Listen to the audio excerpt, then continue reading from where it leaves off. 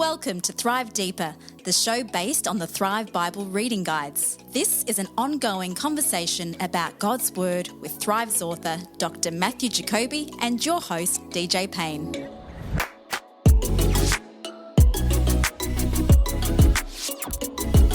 G'day, it is episode 89 of Thrive Deeper.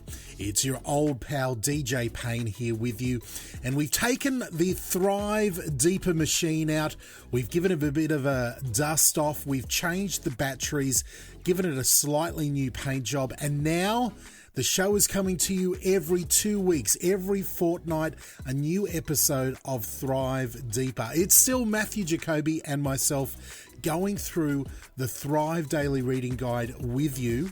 And on this week, we will be going through the book of Exodus, chapter 4 to 7. We're getting ready for the big 10 plagues, but there's so much going on in the Thrive Network that I want to drop in halfway through this week's episode, let you know a little bit about it, and then pop in back at the end and catch up with you then. All right, so let's get into the book of Exodus here on Thrive Deeper.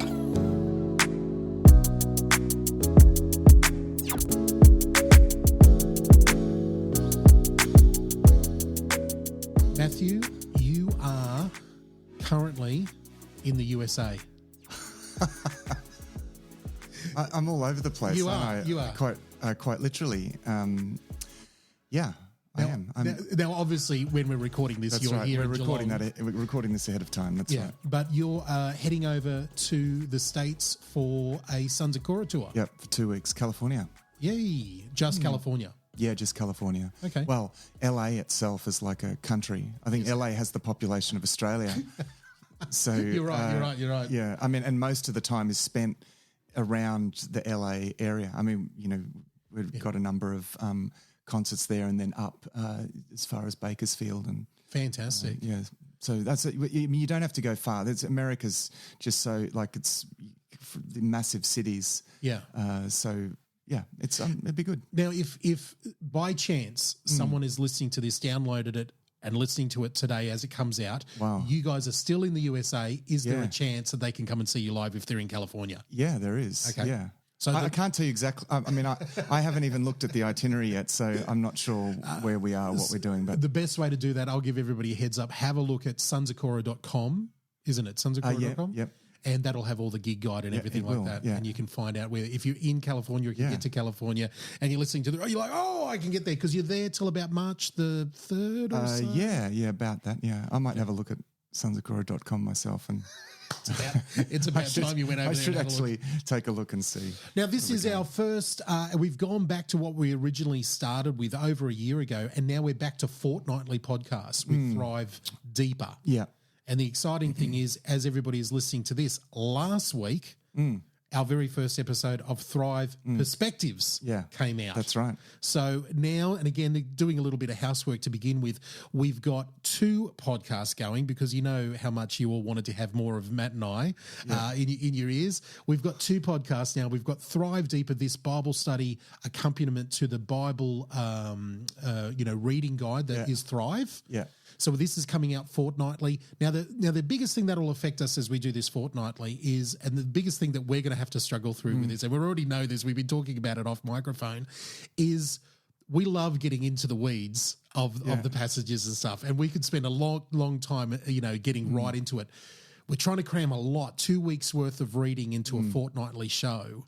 So we're going to have to skim over some passages. Yeah, I actually, in some ways, I don't mind that. I think it's going to discipline us to do something that actually I think readers of the Bible should do more often, and actually try to see the forest for the trees. Yes.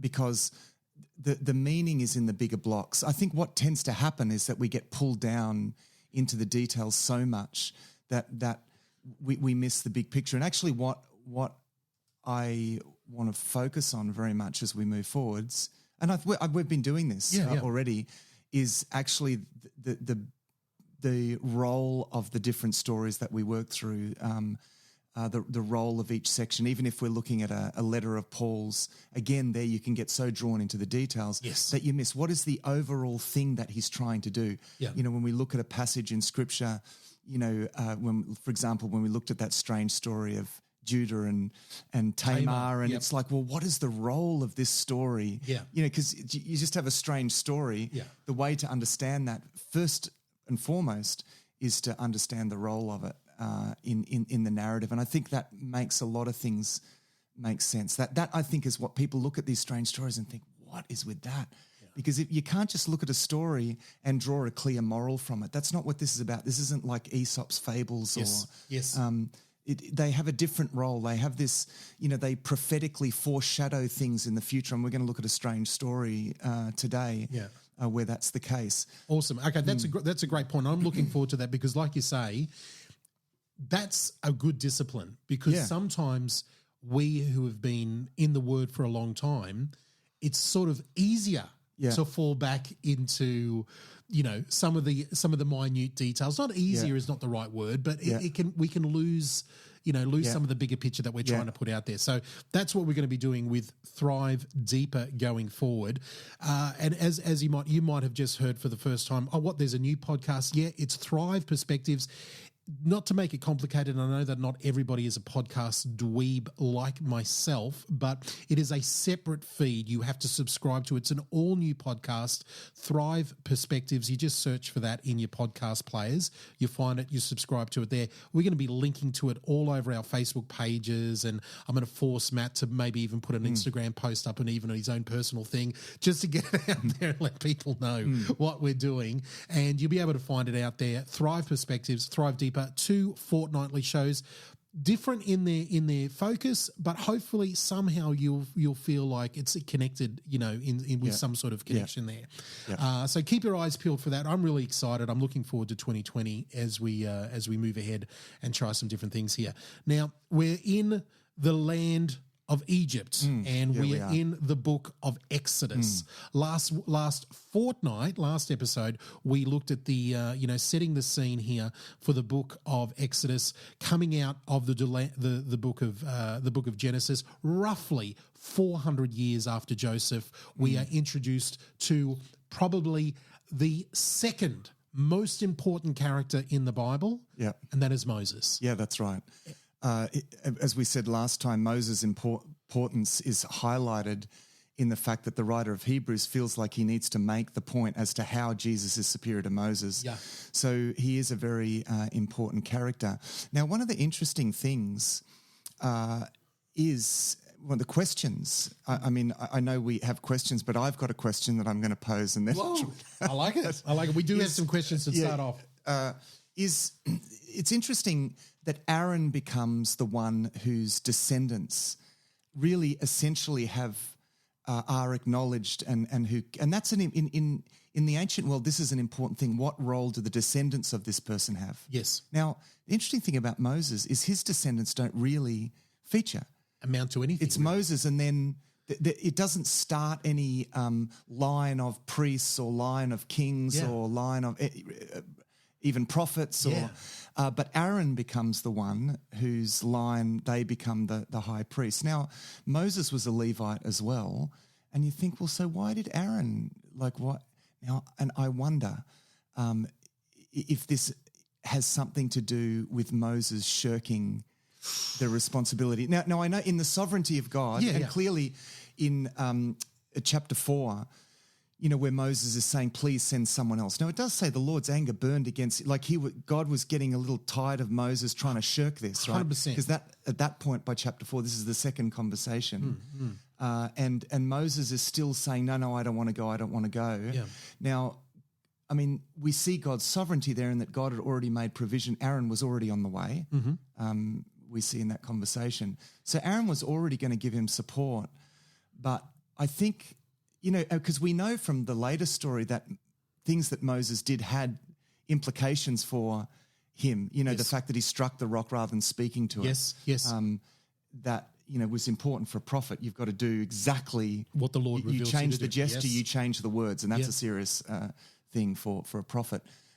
So Moses doesn't enter the promised land. Now, in God's sovereignty, God had, in a sense, preordained that Joshua would be the one to lead the people anyway. Yes. So there's a sense of God's sovereignty there.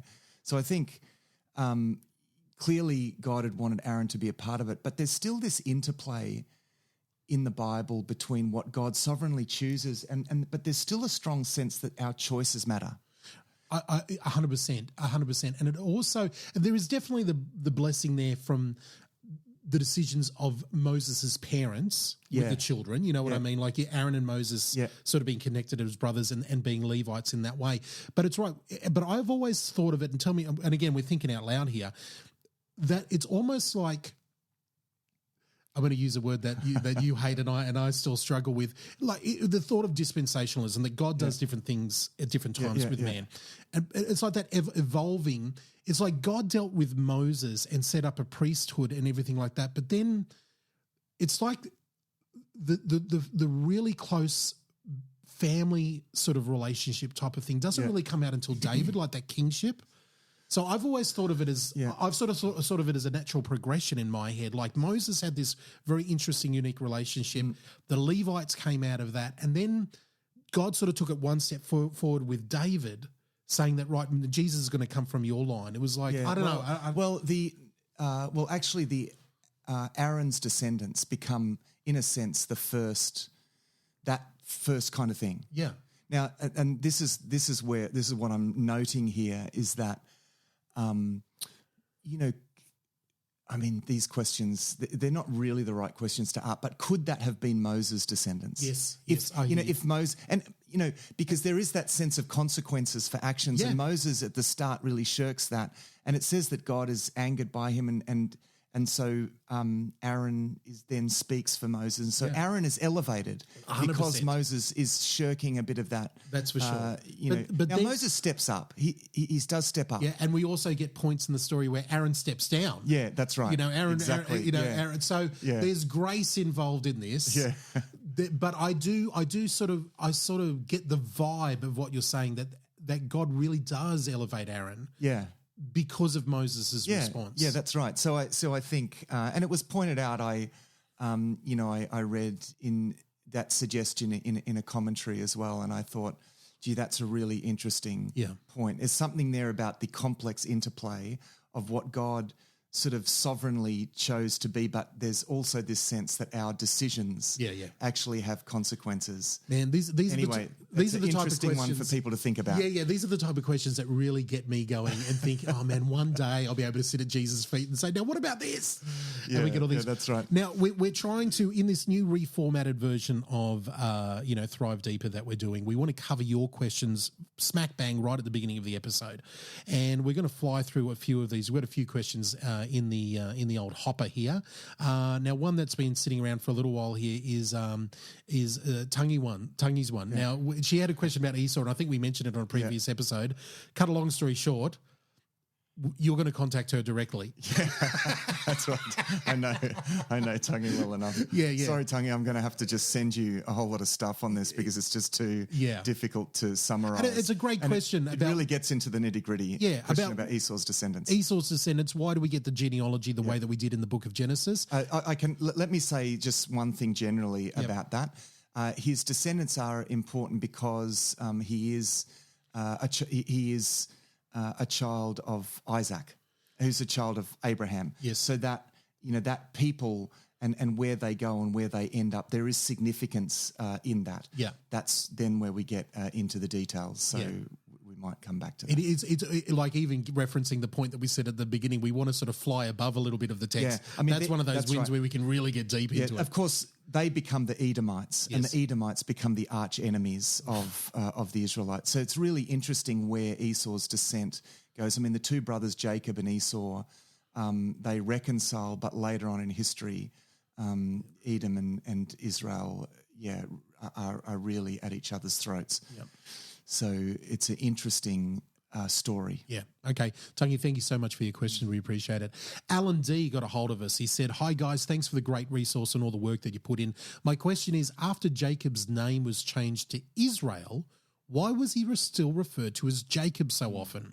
Whereas when Abram became Abraham, in the text, it's changed straight away. Thanks again, Alan. Good question. Yeah, that is a good question. It's not always the case. Sometimes a name is given, we see this in Scripture, but the the name is indicative of something. It doesn't necessarily hold the narrator to use that name. Like, I mean, classic example, of course, is Jesus. He will be called Emmanuel. Yeah. Well, he doesn't get called Emmanuel again ever in the story, but the point is that that's it's like his a title? identity. That's his title identity. Okay. So this is who he is. Yep. I think it's interesting that Jacob keeps getting called Jacob, and yet who he is contained in this idea of Israel. Yep. And the people that come from him, the 12 tribes, are known not as, well, sometimes they are known as Jacob. Yes.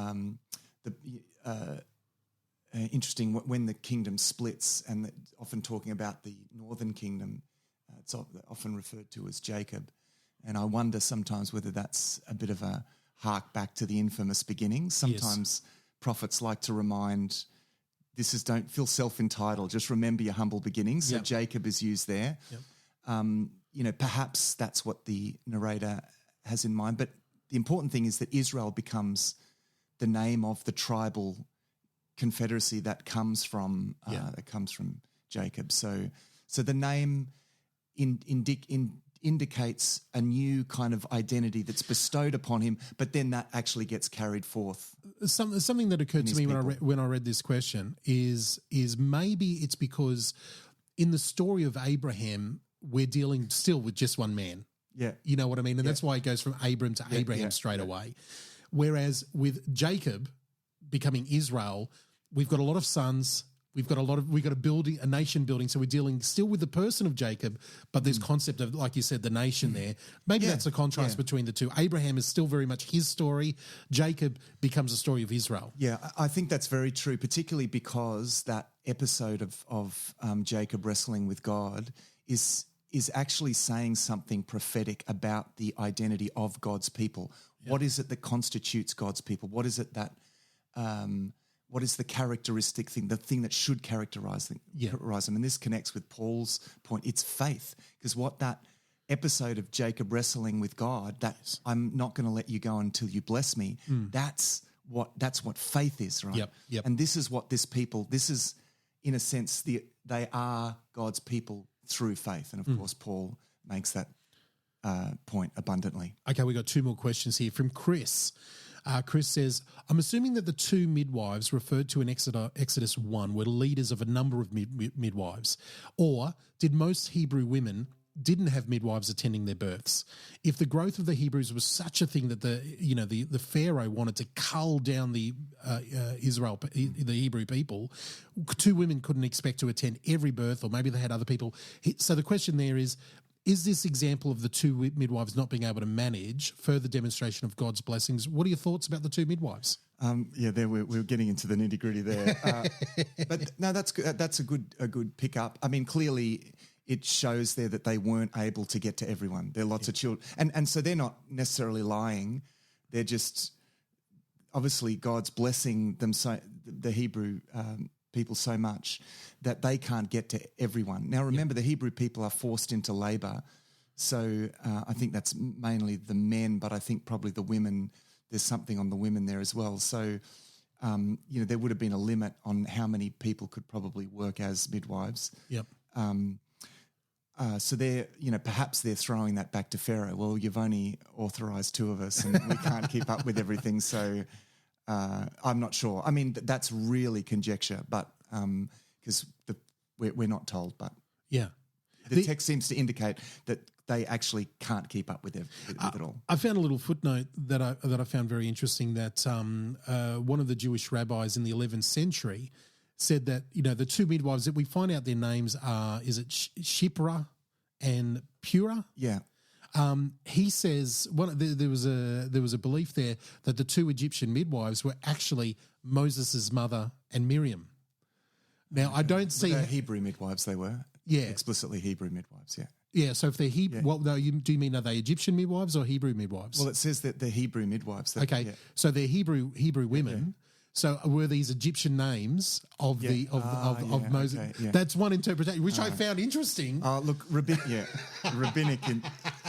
commentary on on the text goes to all sorts of interesting places. Yeah. Well, and again, the only I don't know if that actually flies, because at the point of the passage there, it says that because they had faith in God and because of that, God had blessed them. God ended up blessing them with big families of their own. So look, it's interesting. Some of the most interesting theories. Yeah.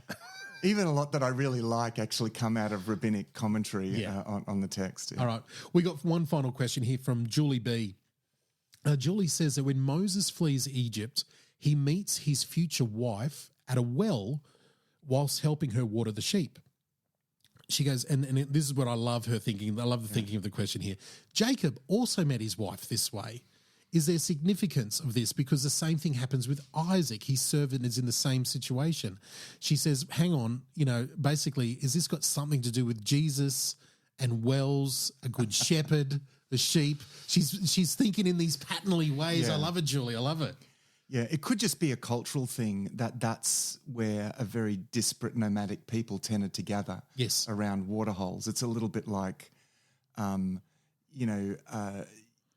I chatted up this girl at the water cooler at work, because that's where you just tend to, or in the coffee room or something, I bumped into somebody at the mall. Well, this person bumped into somebody at the mall. Well, hang on, is the mall special? Yeah. Well, no, that's where everybody it's just where everyone meets. So it could be as ordinary as something like that. Yeah, but I like this thinking. Yeah, I do. I like this pattern thinking of going, hang on, there's something going on there. And in a lot of cases, those patterns are... they are notable. Yeah. And the fact that so many that happens in so many cases, there could be something notable about what that is, or it could just be a cultural. Yeah. An obvious sort of cultural thing. I like it. Well, that's all the questions we've got for us right now. Now, last episode, we could hear a palpable groan from you, Matthew, when I said, we've run out of time, we've hit the time marker, because there was a story at the end of chapter 4 that you were desperate to get to in the life of Moses. Desperate to get to because of its strangeness. And this is when Moses... is in some ways on he's on his way to Egypt, evidently, because he's at a lodging place on the way. This is chapter 4, verse 24. And he's with his family. Now, the interesting thing is his family don't appear to go to Egypt with him all the way. It seems that they went part of the way, because what we do know is that they ended up back with the Midianites, because then later on in the story...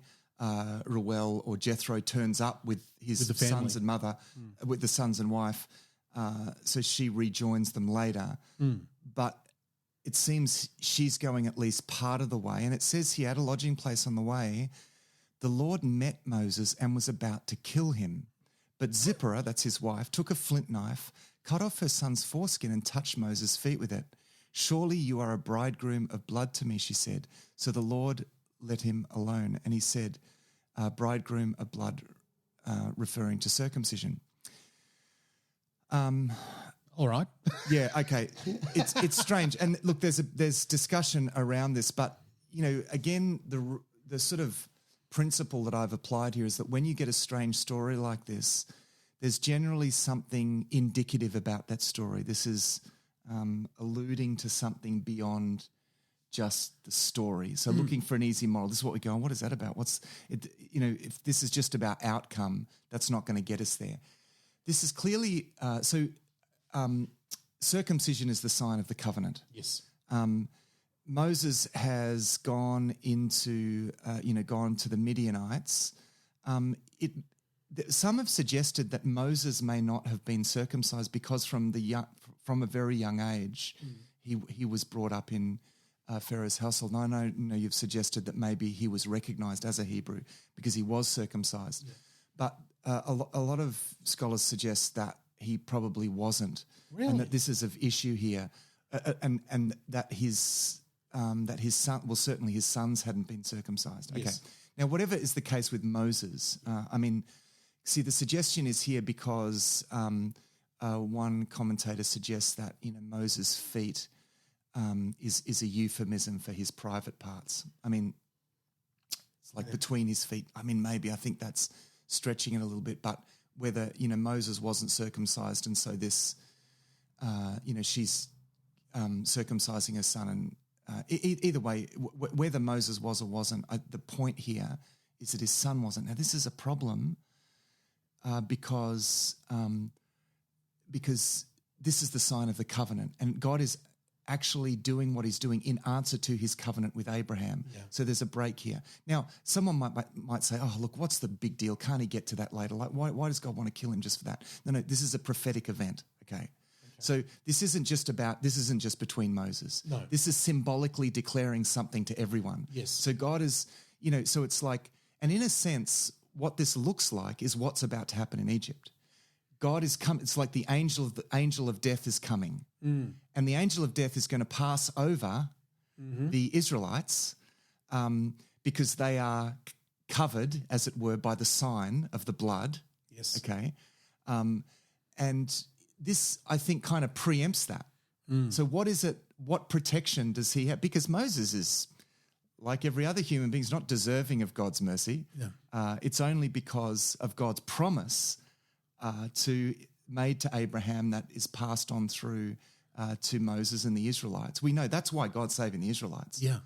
But Moses hasn't really, he hasn't, in a sense, taken this sign of the covenant serious. I mean, there's a few things that here at this point that Moses he's a little slow getting. Oh, he's getting to the mark, isn't he? Slow. Yeah, he's slow getting to the mark, and this is part of his slowness. He's beyond slow. I mean, I think sometimes we skip over, and again, we're trying to get through things quickly, but Moses is downright obstinate in the face of God. Well, yeah. Like he questions God not once or twice. It's like 4 or 5 times he says no. Yeah. He basically says no to God, and to the point where, when we leave him at that point, God is furious with him and says, I'm going to use Aaron. I've already organised all of that. It was all going to be okay. Yeah. I don't know if that's a lingering, part of me feels like, was that a lingering anger from God over that? And this is part of that process? I don't know. Well, I think the account demonstrates that Moses isn't called because of Moses' character. Amen. Yep, that's great. Right. Yep. And this, the Israelites are going to remember Moses and remember, well, Moses is really slow in obeying God and was a bit recalcitrant and, but God comes through, like he still becomes who he's meant to be. And that's, in the sense, that's comforting. It's like you can mess it up, you can turn the other way, you can be like Jonah and run off, but, God's, he's that committed to us. And yet here what we see is that, there is this tension here and it becomes this prophetic event here. Yes. Now, from this point of view, actually, circumcision is going to become a really important thing for this people group. And before Joshua takes the people into the promised land, he has to circumcise the people. It's like, at key points, circumcision becomes the thing that reminds this people that you are under God's protection and God's blessing, not because you deserve it. Yeah. And in Moses' case, clearly that he doesn't, but because of God's promise. It's because of God's promise to Abraham that you're inheriting. It's like that stream of promises flowing into your life. Yeah. But you need to do something to receive that. It's like it just takes that faith, that saying yes to God, and that yes to God was signified by circumcision. So, Joshua's saying, as for me and my house, we will serve the Lord. Yeah. How do you signify that? You and your household? Circumcision is the way that you do that. You've just got me thinking there, Matt. I'm having a bit of a little light bulb is flickering over my head, because in the next few books of Moses, we will get accounts where Moses will clearly talk to the Hebrew people about God's wanting them to be circumcised of the heart. Yeah, that's right. Not a thing. And I wonder, every time that Moses brings up this concept of circumcision, he's remembering this night where he was nearly killed by God, and his wife was able to save him through, through remembering this covenant type of thing. And that's an important definition of the point of circumcision, of course. Circumcise your hearts. Yeah. And it's in Deuteronomy. And but nevertheless, the actual sign becomes important. It's like, I think we daren't downplay a sign like baptism, for example, like, that if, because I think these signs that we're given to signify our yes to God are actually they are really important to God. Yeah. So if you have believed, if you have turned to God and believed in Jesus Christ and entrusted your life to Him, signify it by being baptized. Like that's the Lord. God wants us to do that. But certainly here, this, in a sense, the point of this strange story is to demonstrate in a way that presages the sort of the Passover scenario. God, the angel of death is coming to Egypt, but passes over because of the sign of the blood. Here we also have the sign of the blood. I like it. That, and the bridegroom of blood here, Yes. That it's that same kind of language that's being used here. And so Moses, in a sense, what's happening to the Israelite, what's going to happen with the Israelites in the whole Passover scenario is happening first here to Moses himself. It's the other factor. I love that thinking of it. The other factor here that really sprung out to me at the end of chapter 4 is that God is not just relying on Moses. He's got Zipporah. Somehow God has communicated this to Zipporah, his wife. Yeah. And what a great, picture of a wife's, role there with a husband. But also at the same time, God is speaking to Aaron and saying, right, you need to go meet Moses. Yeah. So God's coordinating. Well, she knows. I mean, she knows to do this. Now, this is interesting. And here we get into the Midianites, who are relatives of the Israelites. That's it. Moses' second wife has this son Midian, and they become the Midianites. Now, the Midianites probably preserved this. Abraham's second wife. Abraham's second wife. So Midian is the son of Abraham by his second wife. They become the Midianites. They probably, I would say, preserved the rite of circumcision. But here Moses doesn't really get to this because he's. And again, this is where people think him being Egyptian, because see, he has been separated from the Israelites lived in the land of Goshen. He's living in the palace from the youngest age. Yeah. So I do think there's something to this fact that Moses is still thinking like an Egyptian. Yes. Yep. So when God appears to him, he's not, who are you? Who are you?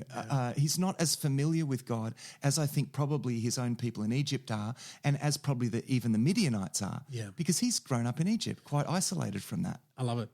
That's a great point. All right, well, wrapping up chapter 4 here, Moses and Aaron are connected. Moses tells Aaron everything that is going on, and they head to the elders of Israel together back in the land of Goshen there near Egypt.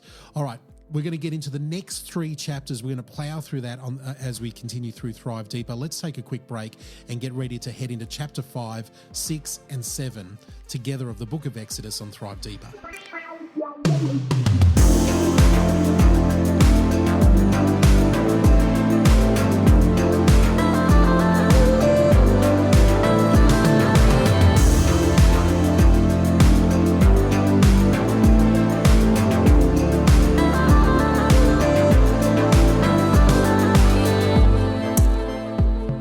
Hey family, it's DJ here, and thank you so much for downloading and supporting Thrive Deeper.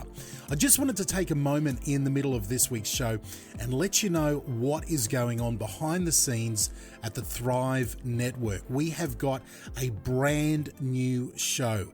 It just launched this week, Thrive Perspectives, our introduction to Thrive Perspectives. And this is a little bit different to Thrive Deeper, where Thrive Deeper, we are going through our Bible study together very methodically, and we're sort of constrained about what we're going through in the Thrive Daily Reading Guide.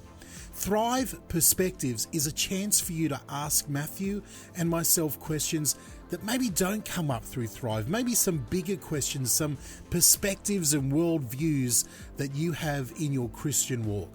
Well, what you want to do is head over to the newly revamped website, thrivetoday.tv. That's thrivetoday.tv. We have all of our resources, the podcasts, the video series, the books, everything that you need is available at thrivetoday.tv. You can head over there and get all the links, all the information that you need at thrivetoday.tv.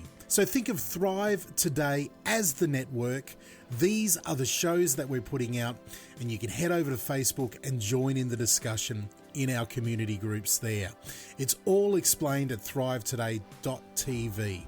All right, let's get back into the book of Exodus on this edition of Thrive Deeper.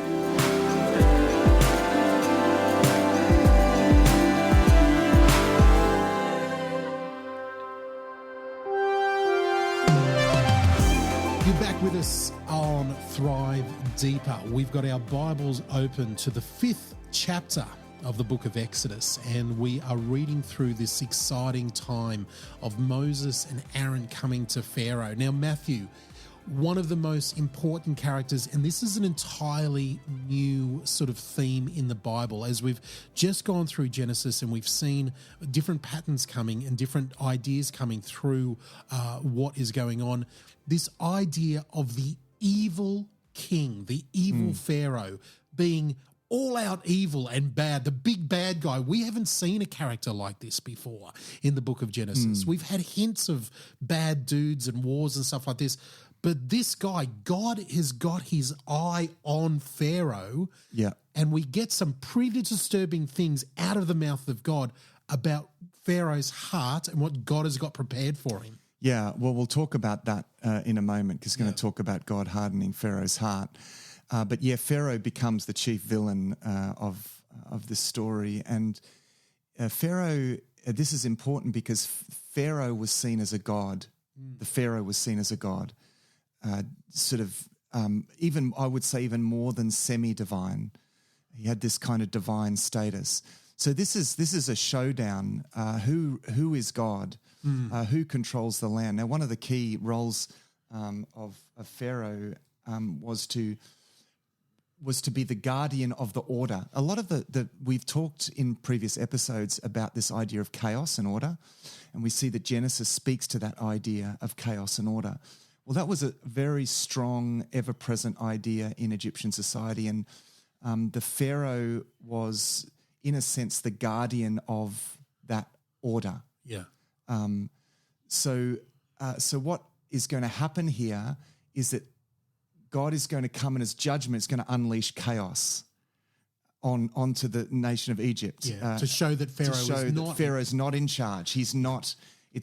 Pharaoh's not in charge, I am. So this is the significance of why this is going to be a drawn-out showdown. Yeah. Because God it's at this point, it's not just doing something, it's also saying something. Yeah. God wants to declare that there is no other God besides me. And we're going to see, when we look at the plagues next week, we're going to see how the actual plagues themselves in many ways are a polemic against the gods of Egypt. Yeah.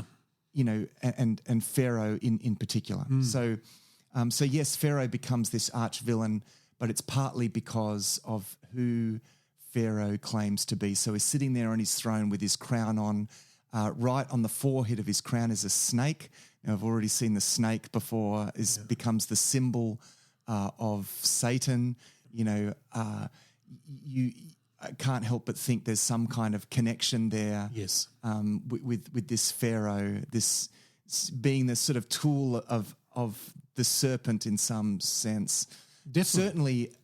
Certainly a figure who stands against God and the claims of God, because he has taken possession of God's people. Yeah, yeah. And we see it right from the beginning, like in that first introduction, that first conversation at the burning bush, after God reveals who he is, we see, and knowing this historical background helps us, because Moses really trembles and says, who am I to stand in front of Pharaoh? Exactly, yeah. I like the, because he's been raised to believe that Pharaoh is this divine figure. Exactly. Yeah. And God, keeps on telling him who he is, but then God also says right at the very, very beginning, I'm asking you to do this, but I know that I'm going to have to send multitude plagues to him, because he will not let the people go. Yeah, he's warning Moses about the process it's going to happen in that prophetic sort of way. Yeah. And now, as we get introduced to Aaron and Moses actually approaching Pharaoh, and it's a very interesting concept that these two leaders of these Israeli class here, the Hebrew class, get to come into the court all the time in front of Pharaoh and have these discussions. And you wonder how that is the case, and I wonder whether that is because of Moses' previous I was thinking exactly standing. the same thing. I think that may well be the case. So I just don't see how really a slave is going to have access to Pharaoh's court, but someone who was formerly a prince of Egypt may well. Yeah.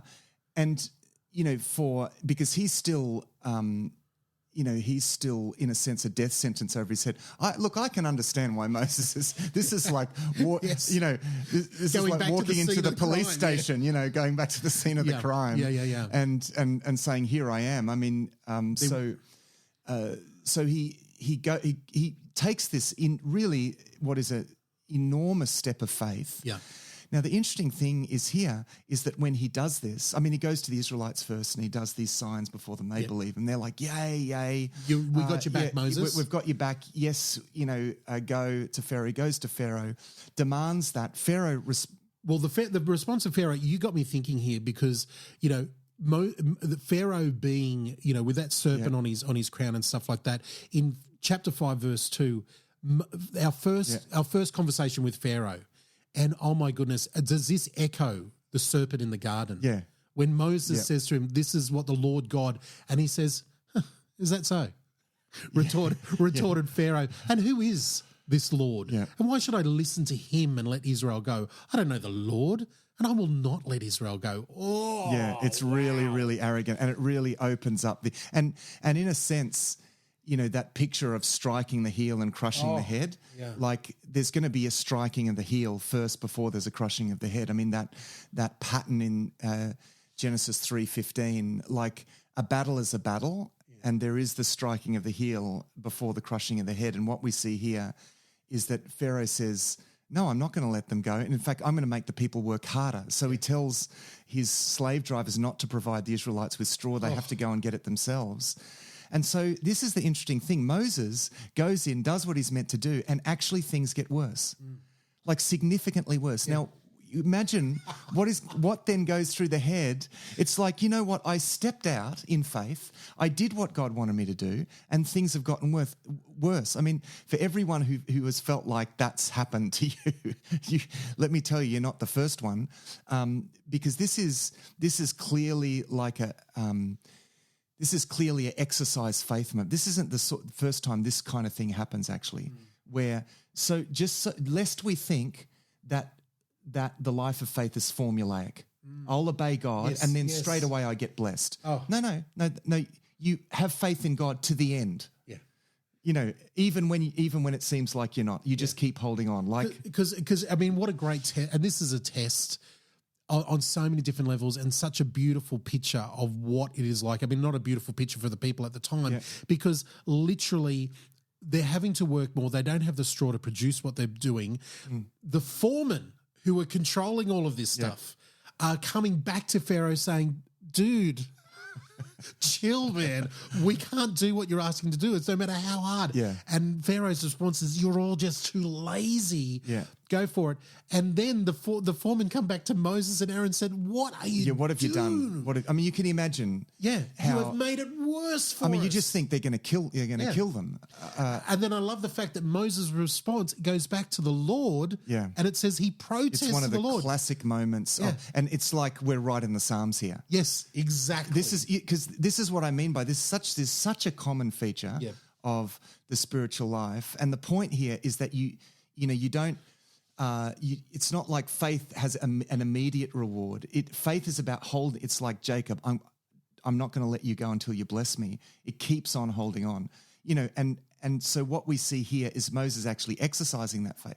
And it begins with complaint, like many of the Psalms. Amen. Complaint is an act of faith. Yeah. He doesn't abandon the Lord and turn to some other God or his own. Or he doesn't try to manage it himself and say, oh, gee, I must have heard it wrong. Or hightail it back, into the desert. I'll go back to Zipporah and the gang. I mean, that's what I'm thinking. I would have been tempted to do. Yeah. Right, I'm out of here, back to the desert. I'll leave it to you, Aaron. See ya, bye. I'm off, yeah. So, it says Moses returned to the Lord and said, why, Lord?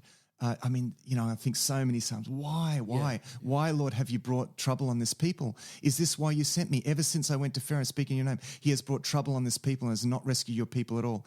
Then the Lord said to Moses, and this is the beautiful moment where God reiterates the promise. The promise, this is who I am. I'm serious about this. Again, it's very much like the structure of the Psalms where you get this complaint and then a reminder of the promise and the taking hold of that promise. Well, God reiterates that promise. I am the Lord. I'm with my people. I'm serious about my covenant with Abraham. I'm going to say, I'm going to save them. So keep going. Keep holding on and go back. It's like you got bucked off the horse, get back on it. So that's what they do. They go back. And that concept here, and it's funny, I think something changes in my reading of this, and I could be just, putting my own thoughts in it. I see that I feel like something changes as in Moses here with this relationship with this God that he's discovering. Yeah, there's quite a boldness there in the way that he approaches God. There's such a, we've seen this obstinance in Moses' nature when God approaches him. But now with this, he really comes with an honest complaint. God answers him in such a clear way, saying what he's going to do and what his plans are. And I love the fact that, depending on the translation, in the New Living Translation I read here in chapter 6 there, when God is answering Moses, God says, I am well aware of my promise to the people. I know what this is involving. And that's important because that's God's answer. God's answer isn't, sorry. I got it. No. God's saying, no, keep holding on because I am serious about my promise. So it's like he elevates the promise in response to Moses. It's like, don't lose faith, Moses. Keep holding on. Here's the promise. I'm serious about this. That's what we get. It's given the reiteration of the promise in chapter 6 is given quite a bit of space at that point. Yes. And this is interesting. It's when things get worse rather than better. He exercises faith, things get worse. There we get this lengthy reiteration of the promise, right? Keep holding on, Moses, don't let go. And then, so they go back again God says, go say this to Pharaoh. Now, this is where we get to an interesting thing. Yeah. Because Moses needs to be prepared for the fact that this is going to be drawn out. Yeah. It's not going to be one and done. One in a day. This isn't going to be over in a day. Like Moses is going to need to really exercise faith here because he's going to have to go back and back and back and keep going back. And it says here, and the Lord said to Moses, See, I've made you like God to Pharaoh, and your brother Aaron will be your prophet. You ought to say everything that I command you, and your brother Aaron is to tell Pharaoh to let the Israelites go out of his country. Here it is, verse 3. But I will harden Pharaoh's heart. Yeah. And though I multiply my signs and wonders in Egypt, he will not listen to you. I mean, why would... Yeah. And I think this is probably the biggest question mark a lot of people have over this. Why would God speak to Pharaoh through Moses, but at the same time harden Pharaoh's heart? I mean, it's like in one sense, there's so many things to say about this, but in one sense, it doesn't seem fair, does it? Depending, again, for me, you're right. Yeah, to answer your question, we're going to talk about this because there's some really good perspective on this. There's some great perspectives on this, but it's times like this where I get to see, I feel a glimpse of the God that we worship being outside of the time-space continuum that we are, because he talks about it in such a way. But then in the narrative of what we see through the plagues, and we'll get into that on the next episode, we see a definite change of language about halfway through the plagues where almost God gives Pharaoh over to the sin that he is. Yeah, that's right. He's given him a chance with Moses, but he knows he's not going to take that chance. And that's where we go, hang on, he's giving him a chance, but he knows he's not going to take the chance. That rattles our little brains trapped in time. Yeah, it does. But this idea that God's going to harden Pharaoh's heart, and we're going to see this through, there's going to be this plague, and you think, surely Pharaoh's going to let them go now. So, whatever, just go. Now, eventually he does do that, but he just holds on, and it says again and again and again that God hardened Pharaoh's heart so that he would not let the people go, okay?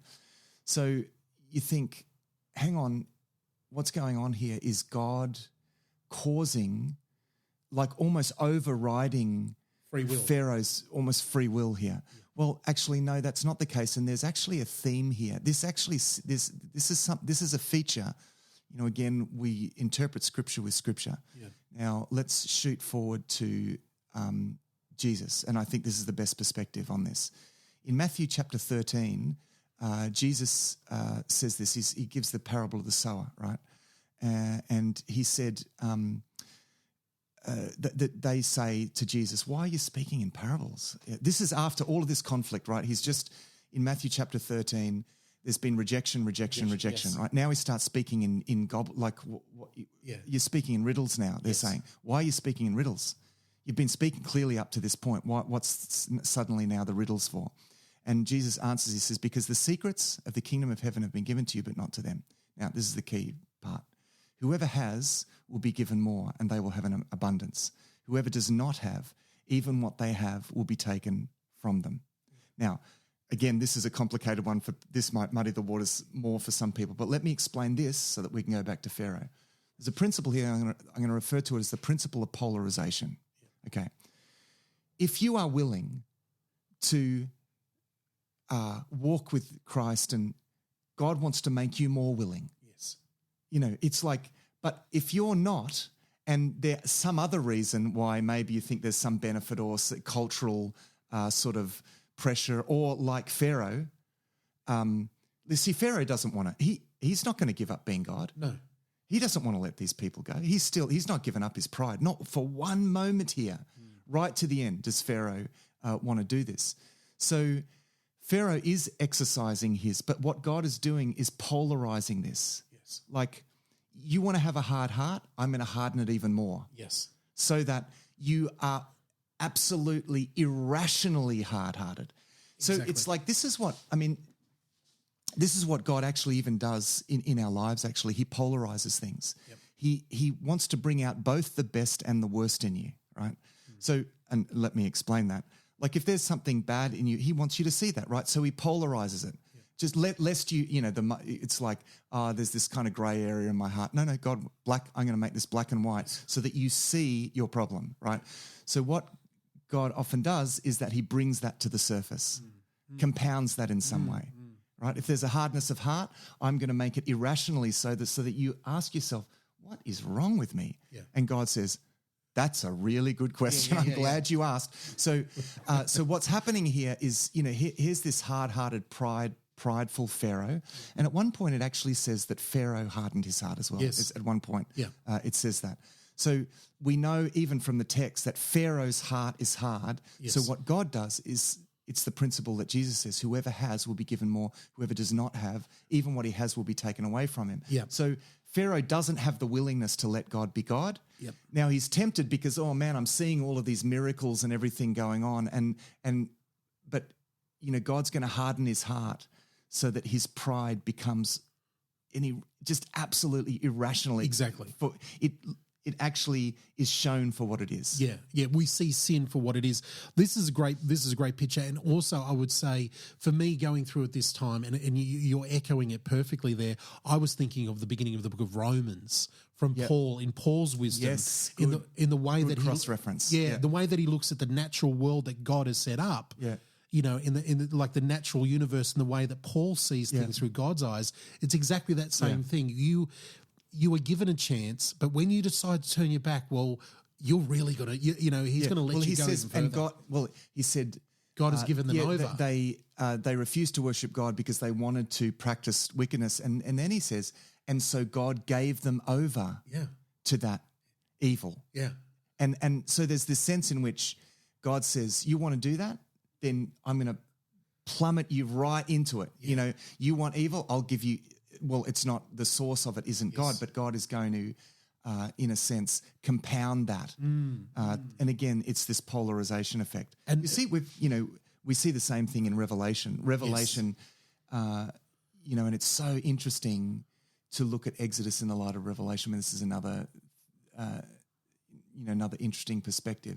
But really, in a way, Revelation is the caps off the whole of Scripture in many ways. And what you get is this great polarization effect. Yeah. So that as you go on through the book of Revelation, God's people are in white and celebrating, and those who are rebelling against God, are cursing God, and it's just black and white. There's no grey. Yeah. You get this polarization. And this is we're in the books of the beginnings, and it's a great reminder to remember that Pharaoh is an introduction of this type who is going to stand in against God to the nth degree and bring destruction down on himself. Good call. And in many ways, the sort of ultimate antitype is like the Antichrist of the New Testament of Revelation, the beast of Revelation, exercising these godlike powers. It really looks like Pharaoh. Yeah. And the plagues that God answers with in the book of Revelation are going to really mirror the plagues of Exodus. So there's a strong connection between Revelation and Exodus. All right. It's deep stuff. Talk about deeper. Now let's wrap up with this. We get, just very briefly, at the end of chapter 6, we get a little quick body count basically with the tribes there of Israel and who's in there. Yeah. Won't spend any time with that other than saying that it's in the text just because we know what we're doing with here, the introduction. Yeah, because who they are and their lineage is important because they're the children of Jacob, yeah. Now, we want to start off on the next episode looking at the plagues. Yeah. And the plagues begin halfway through chapter 7. Yeah. And so let's have I wanted to finish off looking at this first introduction to Aaron and Moses in front of the people here, and Aaron's at the beginning of chapter 7 with Aaron's staff becoming a serpent. Well, interesting because of the serpent is sort of the symbol of Egypt in some senses. If you have a look, if you Google, say Tutankhamun or a pharaoh in a classic headdress, you'll see a serpent on his forehead. So this is I guess an important signification. It's like almost this kind of first indication that God has power over this claim of that God's power trumps the claim of Pharaoh in that sense. So, the staff turning to the snake isn't just an arbitrary trick. Yes. It actually has this symbolism. And, I think it is because Exodus is self-consciously linking back to Genesis and the fact that it turns into a serpent. It's like, this is the staff that Moses holds in his hand, right? It's like his tool. Yeah. So the snake worn on Pharaoh's head is like, well, it's like the symbol of Pharaoh, and ultimately see a symbol of the evil that Pharaoh stands for. Yeah. But what's going to happen, we're going to see in Egypt, is that God is going to wield Pharaoh as his tool. Yeah. Like as though Pharaoh were his staff, So this idea of the staff becoming the snake, is significant for that reason. Couple little points, and I'm going to be the Bible nerd here. Important to note, it's Aaron's staff. It's Aaron's staff. It's Aaron's staff, which I find really fascinating. That Aaron has been given this elevated position here with Moses, and so we get God, basically telling them what's going to go down. They go before Pharaoh, they do it, they show them this miracle, but then the sorcerers, the Egyptian sorcerers alongside Pharaoh, do the same. The Egyptian magician sorcerers do the same thing with their magic. They threw down their staffs, also became serpents, but then Aaron's staff swallowed up their staffs. Yeah. And then we finish off with that classic line, Pharaoh's heart, however, remained hard. Yeah. He still refused to listen, just as the Lord had predicted. Yeah. That's an interesting point about Aaron's staff too, because here Aaron is slightly eclipsing Pharaoh. He's eclipsing Pharaoh, but he's eclipsing Moses here. Because remember, Aaron is the guy that's doing the talking here. Yeah. So that's where it's his staff that matters. We're going to see more about Aaron's staff further on in the story. Exactly. But it is interesting, as you say. The sorcerers, how do they do this? Now, this is the question that I wanted to leave you with this on this episode, because I'll give you where I take it. Because I'm, you know me, I'm Mr. Literal, and I want to live in a world where this type of stuff can happen.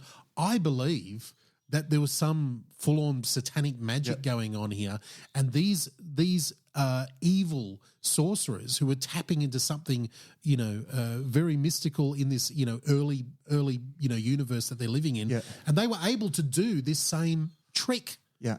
But of course, God was greater and able to swallow up their things there. I know we have a lot. I agree. I think that because I think there are really dark powers at work here. In a way, because in the law that God's going to give to the Israelites, he talks a lot about sorcery and divination and those who practice magic arts, right?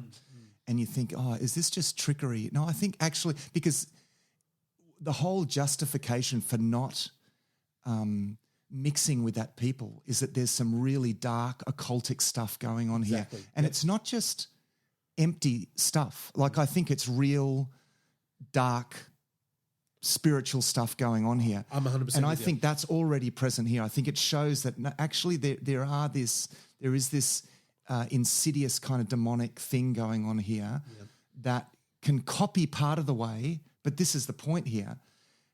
It can copy part of the way, but in the end, within 2 plagues, they've lost. They can't.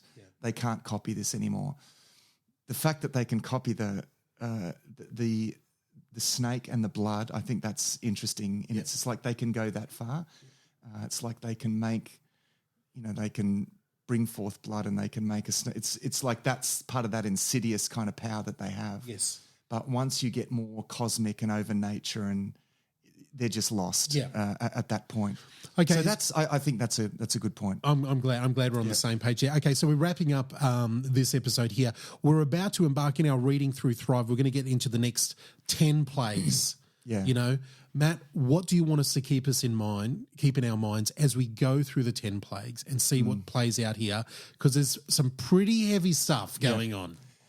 Yeah, well, the key idea here is that God is sovereign, and through all of the obstacles, you could not imagine at that time a bigger obstacle to God's people moving forward. It's like God had made a promise, you are going to be a great people with a significant role, and you're going to take God's blessing to the ends of the earth.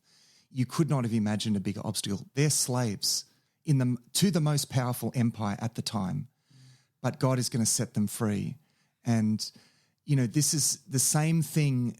The disciples would have been thinking the same thing when Jesus was talking about the kingdom.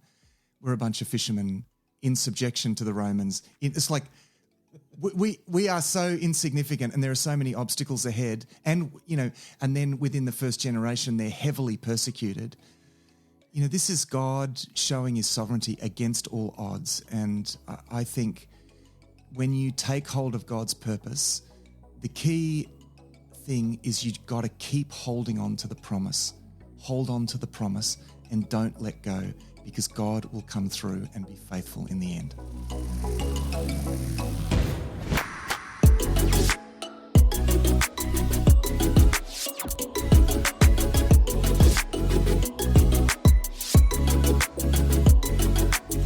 Well, it's an awkward spot to leave Moses, but on the next edition of Thrive Deeper, we get into the big 10 plagues, the plagues of Egypt.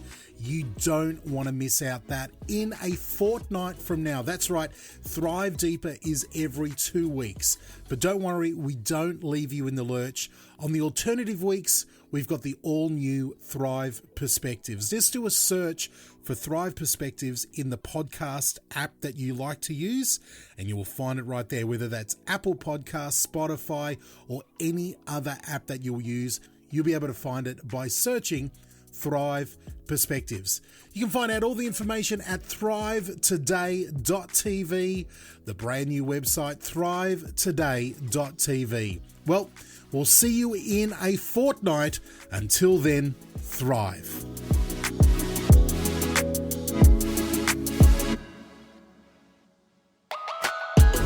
Thanks for listening to this episode of Thrive Deeper. Matthew and DJ really appreciate the questions and thoughts about what you're reading in the Bible as you go through it with Thrive. Our home on the internet is thrivetoday.tv. You can contact us, ask questions, see all of our resources and much more at our website, thrivetoday.tv. The Thrive Today network is on Facebook. Our Facebook page and links to our community groups are waiting for you. Just search and like Thrive Today page in Facebook now. Visit ratethispodcast.com/thrivedeeper. If you appreciate what we do and want to help us reach more people, go to ratethispodcast.com/thrivedeeper.